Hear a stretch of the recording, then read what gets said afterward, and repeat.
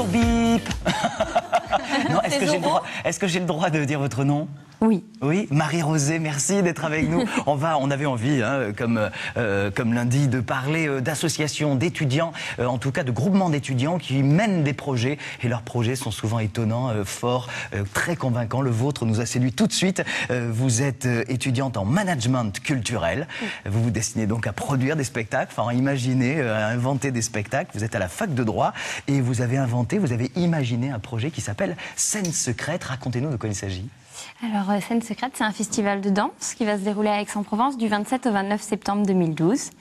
Le but, c'est de faire venir la danse contemporaine dans des lieux insolites et décalés, donc pour que le public puisse se retrouver et puisse découvrir une autre face de la danse. Nous, ça a été notre premier étonnement, parce que dire que de jeunes, vous avez quel âge? Dites-nous, vous êtes masqué, vous pouvez le dire. J'ai 22 ans. 22 ans. On verra pas les rides. D'habitude, on est obligé de dire vous le faites pas du tout, mais... Nathalie, on a le droit d'avoir un masque, nous aussi. ce serait une très bonne idée, en effet. Justement, que des jeunes étudiants comme vous choisissent la danse classique. Contemporaine. Pardon, excusez-moi, la danse contemporaine, effectivement, au lieu je sais pas, au lieu du théâtre d'humour ou d'autres choses peut-être plus faciles aujourd'hui. C'était unanime, cette décision? C'était unanime. En fait, on est 6 étudiants de l'IMPGT, qui dépend de la fac de droit. Qui dépend de la fac de droit, oui. Et on était tous d'accord pour travailler sur la danse contemporaine parce qu'on est tous passionnés par la danse et on voulait un peu transmettre notre passion et faire comprendre aux étudiants et aux jeunes que la danse contemporaine, c'est pas uniquement élitiste et conceptuel, c'est aussi une danse qui danse, une danse qui est belle. Et c'est pour ça qu'on a voulu créer ce festival. Alors votre masque, parce que les lieux seront secrets, effectivement. Voilà. Pourquoi avoir décidé de faire la surprise aux spectateurs? C'est toujours un peu pour attirer le public. C'est parce que les étudiants ont du mal à aller voir la danse contemporaine et on veut essayer de jouer sur leur curiosité, sur le fait qu'ils ne savent pas où ils vont. Et on espère les attirer par ce biais-là, en fait. Que ce soit un plus, voilà, justement, l'appel aux spectateurs. On a une question... On a eu Jean-Claude au téléphone qui précise que lui aussi avait organisé un festival de danse dans des lieux insolites et il vous déconseille l'autoroute A7. Hein. Les conducteurs ont été un peu surpris et il précise que les danseurs n'ont pu malheureusement n'assurer qu'une seule représentation. Donc voilà, c'est un tuyau que je donne. C'est sympa, ça fait un événement éphémère. Très bien, merci. Oui, c'était lui, en fait, avec la moustache. Marie, le choix des artistes, difficile pour des jeunes d'imaginer, de concevoir un événement comme celui-là? Alors, au sein de l'équipe, on a quelqu'un qui est implanté dans le milieu artistique et particulièrement de la danse, puisqu'elle a fait une licence de danse contemporaine à Nice. Donc, elle connaît beaucoup le milieu. Donc ça a été assez facile pour elle de retrouver des gens, du coup de s'orienter vers de jeunes danseurs, puisqu'on veut quand même soutenir les jeunes danseurs dans leur création artistique. Oui, c'est important que des étudiants soutiennent de jeunes danseurs, évidemment. Vous avez de très jeunes danseurs qui ont 22-23 ans, je crois, qui vont danser, qui ont votre âge. Qui vont participer bénévolement. Et à côté de ça, on a donc des compagnies professionnelles qu'on a choisies toujours dans le thème de la ligne artistique, c'est-à-dire...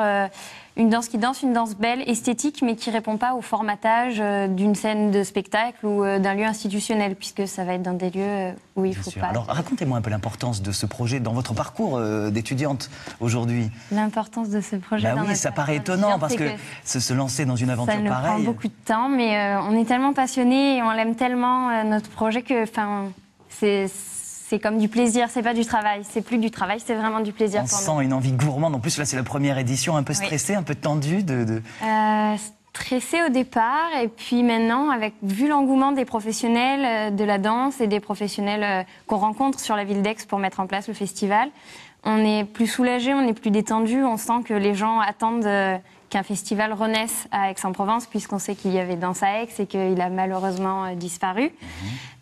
Du coup, on sent une réelle attente et c'est vrai que ça motive encore plus notre... Anna, qu'est-ce que vous avez envie de dire à des jeunes comme ça qui arrivent à monter de tels projets? C'est super, parce que des initiatives comme ça sont importantes. Il faut qu'il y ait de l'action de partout et surtout les jeunes, c'est très important d'être... Voilà, on ne pourra plus dire que les jeunes ne se bougent pas. Hein. Non, Ils sont devant la téloche à jouer aux jeux vidéo. Ce n'est pas vrai, notamment les jeunes étudiants d'Aix. Alors, vous avez un autre projet autour de la photo, justement, qui va peut-être aider à vous financer, parce qu'on va parler tout de suite après cette question de financement et de moyens. Donc, parlez-nous de ce projet photo. Alors, en fait, on voudrait mettre en place une exposition photographique sur les campus universitaires d'Aix-Marseille, pour utiliser ce lieu comme espace de communication, pour faire pour que les étudiants connaissent l'existence du festival, puisque c'est la première édition, et qu'ils puissent après venir au spectacle.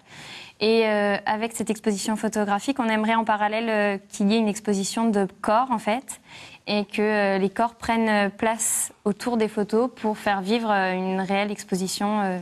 Alors Marie, dis-nous surtout, avant de terminer, comment vous soutenir? Comment nous soutenir? Alors on a déjà de nombreux partenaires et des commerçants aixois, notamment le bar Le Novo, qu'il faut absolument que je remercie parce qu'il nous soutient vraiment beaucoup.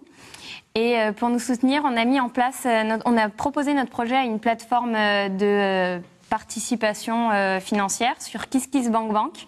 C'est un site internet qui fonctionne un peu comme My Major Company. Donc les particuliers peuvent donner de l'argent à des projets culturels, chacun à la hauteur de leurs moyens. Ça peut aller de 2 à 250 €.